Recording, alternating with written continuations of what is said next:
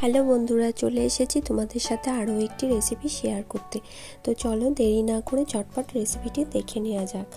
তো আজ আমি তোমাদের সাথে শেয়ার করব ফুলকপির রোস্ট রেসিপিটা। তো চলো। তো আমি এখানে প্রথমে মাঝারি সাইজের একটা ফুলকপি নিয়েছিলাম। ফুলকপিটাকে ভালো করে লবণ দিয়ে আমি গরম জলে ভাপিয়ে নিয়েছিলাম। তারপর কড়াইতে তেল গরম করে এই ফুলকপিটাকে হালকা লাল লাল করে আমি ভেজে নেব। এতে কিন্তু আমি কোনো রকম হলুদ ব্যবহার করব না। এই রেসিপিটা কিন্তু হলুদ ছাড়াই হবে। তো একে একে ফুলকপিগুলো আমি এই গরম তেলের মধ্যে দিয়ে উল্টে পাল্টে হালকা লালচে করে ভেজে নেব। ফুলকপির গায়ে হালকা কালার চলে আসলে আমরা কিন্তু তখন ফুলকপিটাকে তুলে নেব। তারপর ওই ভাজার তেলেই আমি দিয়ে দেব গোটা গরম মশলা, একটা শুকনো লঙ্কা আর কিছুটা পরিমাণ গোটা জিরে ও একটা তেজপাতা দু টুকরো করে ফোড়নে দিয়ে দেব। ফোড়ন থেকে সুন্দর গন্ধ বেরিয়ে আসলে দিয়ে দেব একটা ছোট টমেটো পেস্ট। টমেটোটা দিয়ে 5 মিনিট নাড়াচাড়া করে নিয়ে টমেটো থেকে কাঁচা গন্ধ চলে গেলে দিয়ে দেব ওর মধ্যে 1 চামচ আদা বাটা ও 1 চামচ ধনে জিরে বাটা দিয়ে ভালো করে আরেকটু কষিয়ে নেব। আমি এখানে এই রান্নাটাতে কিন্তু আমি সবটাই বাটা মশলা ব্যবহার করেছি, কেননা গুঁড়ো মশলাটা আমি এখানে ব্যবহার করিনি। আমার মনে হয় গুঁড়ো মশলা থেকে বাটা মশলার টেস্টই আলাদা হয়। তারপর দিয়ে দেব 1 চামচ কাশ্মীরি লঙ্কার গুঁড়ো দিয়ে আবারও ভালো করে কষিয়ে নেব মশলাটাকে। মশলাটা ভালো করে কষানো হয়ে গেলে এর মধ্যে দিয়ে দেব কাজু, চালমগজ ও পোস্ত বাটার পেস্ট দিয়ে সামান্য একটু ওই বাটি ধোয়া জল দিয়ে ভালো করে মশলাটাকে আবারও মিনিট 5 কষিয়ে নেব। সমস্ত মশলা দিয়ে ভালোভাবে কষানোর পর সুন্দর একটা কালার চলে আসলে দিয়ে দেব হাফ কাপ মতন মটরশুঁটি। এখানে আমি মটরশুঁটিটা দিয়েছি, আমার ভালো লাগে তাই আমি মটরশুঁটিটা ব্যবহার করেছি। আপনারা চাইলে এটাকে স্কিপ করে যেতে পারেন। মটরশুঁটিটা দিয়ে মশলার সাথে আবারও ভালো করে আমি মিনিট 5 কষিয়ে নেব। তারপর অ্যাড করে দেব পরিমাণ মতন মিষ্টি ও স্বাদ অনুযায়ী লবণ দিয়ে ভালো করে আবারও মিনিট 5 আমি মশলাটাকে কষিয়ে নেব।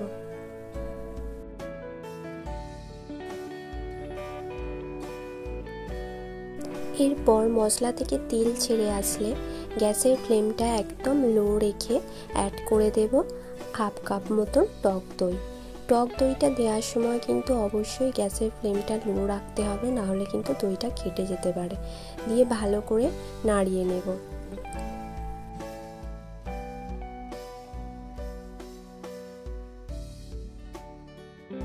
এরপর দিয়ে দেব দুটো চিড়ে রাখা কাঁচা লঙ্কা দিয়ে মশলাটাকে আবারও ভালো করে নাড়িয়ে দেব।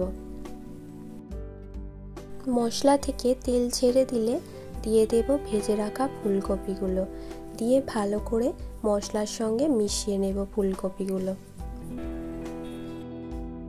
এখানে ফুলকপির সাথে মশলাটা ভালো করে কষানো হয়ে গেছে। এবার আমি এখানে পরিমাণ মতন জল অ্যাড করব।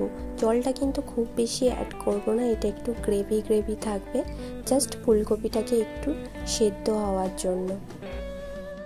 গ্রেভিটা ফুটে উঠলে দিয়ে দেব কিছুটা পরিমাণ কাসুরি মেথি। কাসুরি মেথি দিলে কিন্তু গন্ধটা খুব সুন্দর আসে। এই রেসিপিটা কিন্তু নিরামিষ দিনে লুচি পরোটার সাথে বা পোলাওয়ের সাথে কিন্তু খুব সুন্দর লাগে।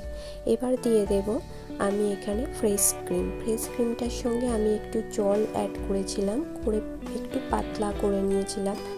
ফ্রেশ ক্রিমটা দিয়ে আবারও একটু নাড়াচাড়া করে নিয়ে এর মধ্যে দিয়ে দেব 1 চামচ ঘি ও গরম মশলা দিলেই ব্যাস আমাদের ফুলকপির রোস্ট রেডি। এই রেসিপিটা করতে কিন্তু খুব বেশি সময় লাগে না, খুব চটজলদিও হয়ে যায়, আর নিরামিষ দিনে কিন্তু একদম পারফেক্ট লাগে। আবারও বললাম, লুচি পরোটা বা পোলাওয়ের সঙ্গে কিন্তু খুব সুন্দর লাগে এই রেসিপিটা। তো আজকের রেসিপিটা কেমন লাগলো অবশ্যই কমেন্ট করে জানাবেন। ভালো লাগলে একটা লাইক করে দেবেন। আর যারা নতুন এখনও আমার চ্যানেলটিকে সাবস্ক্রাইব করনি তারা অবশ্যই আমার চ্যানেলটিকে সাবস্ক্রাইব করে নিও, আর পাশে থাকা বেল আইকনটা অবশ্যই প্রেস করে দিও, যাতে সবার আগে আমার ভিডিওর নোটিফিকেশান তোমার কাছে পৌঁছে যেতে পারে। আর যারা ফেসবুক থেকে দেখছেন তারা অবশ্যই আমাকে ফলো করে পাশে থাকবেন। তো আজকের রেসিপিটা এখানেই শেষ করলাম, দেখা হচ্ছে পরের অন্য কোনো একটা রেসিপি নিয়ে। সবাই ভালো থাকবেন, সুস্থ থাকবেন, সাবধানে থাকবেন। তো আজকের মতন এখানেই শেষ করলাম, টাটা।